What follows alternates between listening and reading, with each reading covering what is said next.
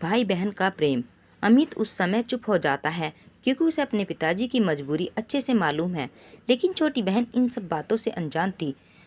तभी अमित को ख्याल आता है कि उस प्रदर्शनी में जाने के लिए महंगे समय की जरूरत पड़ती है, उसके पास नहीं है, और उस दौर पर उसके गुल्लक को टटोलने लगता है और एक एक करके पैसे जोड़ने लगता है ताकि वह अपनी बहन के लिए उस प्रदर्शनी के पास उपलब्ध करवा सके।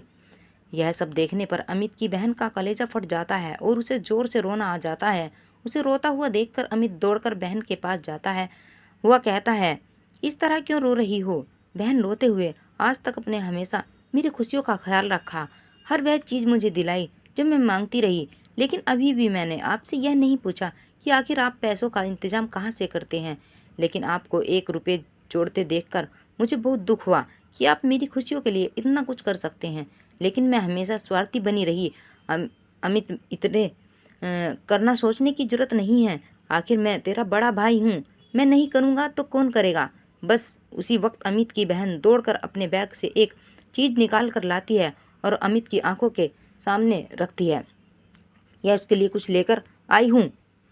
इस बात से अमित चौंक जाता है और जैसे ही वह अपनी आंखों से बहन का हाथ हटाता है तो देखता है कि उसकी बहन उसके लिए एक सुंदर सी शर्ट लेकर आई है। अमित आश्चर्य से, यह तो बड़ी महंगी लगती है, पर तुम कहाँ से लेकर आई? बहन, आपने जो मुझे थोड़े थोड़े करके मेरे खर्चे के लिए पैसे दिए थे ना, मैंने उसे ही जोड़ कर रखा था कि मैं उनसे अपने लिए कोई अच्छी सी ड्रेस खरीद लूँगी। लेकिन जब मैंने अचानक दोस्तों की बात सुनी और आपसे जो पार्टी में जाने के लिए मना कर दिया, बस मैंने उसी समय ठान लिया था कि मैं आपको एक खूबसूरत सी शर्ट लेकर दे दूंगी। उम्मीद करती हूँ आपको यह शर्ट पसंद आएगी।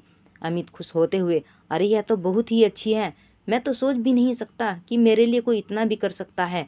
बहन भावुक होते हुए, यह तो मेरी तरफ से एक छोटा सा तोहफा है, लेकिन आज तक आपने जो मुझे प्यार और सम्मान दिया है उसकी तो कोई भी तुलना नहीं की जा सकती। अब मैं हमेशा आपका और पिताजी का हाथ बटाऊंगी और कभी भी फजूल खर्ची नहीं करूंगी। यह बात सही है, जितनी चादर होती है हमें पैर भी उतने ही फैलाने चाहिए। बहन की समझदारी वाली बातों को सुनकर अमित की आंखों में भी आंसू आ जाते हैं और तभी पिताजी वहां खड़े होकर उन दोनों को देखने लगते हैं। तब पिताजी की आंखों में भी अमित के साथ साथ बहन के लिए भी गर्व के भाव आ जाते हैं और वो दोनों बच्चों को गले से लगा लेते हैं। खुशियाँ हमेशा छोटी छोटी घटनाओं, छोटे छोटे मोमेंट से छुपे होते हैं। कभी भी लाइफ में किसी के लिए कुछ बड़ा प्लान करने के बजाय किसी के लिए एक छोटा सा प्रयास भी बहुत मायने रखता है। किसी के लिए एक बड़ा महंगा उपहार देने के बजाय किसी के साथ 2 पल बैठकर उससे बातें कर लेना भी एक बहुत बढ़िया उपहार हो सकता है। लाइफ में कभी कभी ऐसा होता है कि हमारा लाखों महंगे कपड़े गिफ्ट में कोई रुचि नहीं होती है, इसके साथ हम शाम गुजार ले वो बहुत होता है। लेकिन बदलती दुनिया और इस जीवन की आपाधापी में हम इतने मशगूल होते हैं कि किसी में अपना समय ही नहीं दे पाते हैं। जहाँ तक मेरा मानना है कि किसी के लिए किसी का सबसे बड़ा उपहार किसी को वक्त देना होता है। कि कोई किसी को अपना वक्त देता है तो उसका सिर्फ उसका वक्त नहीं दे रहा होता है, वह अपने जीवन का एक हिस्सा या ऐसा कहें कि अपना जीवन दे रहा होता है। जीवन में सबसे ज़रूरी 4 लोगों के साथ अपना समय बिताना और उनके सुख दुख में शामिल होना, यह तो जीवन है। इसके इतर और कहीं जाना थोड़ी है। बस काफ़ी लोग इस खूबसूरत और अनमोल रिश्ते को सहज नहीं पाते हैं।